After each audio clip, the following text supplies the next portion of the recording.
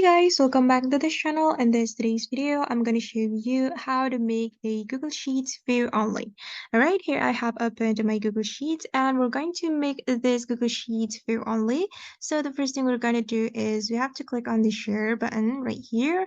Then as you can see that this Google Sheets is still restricted, so people can't open this Google Sheets. So I'm going to change the general access. So just tap on this button and click on anyone with the link. And make sure that you choose viewer right here to make this Google Sheets view only.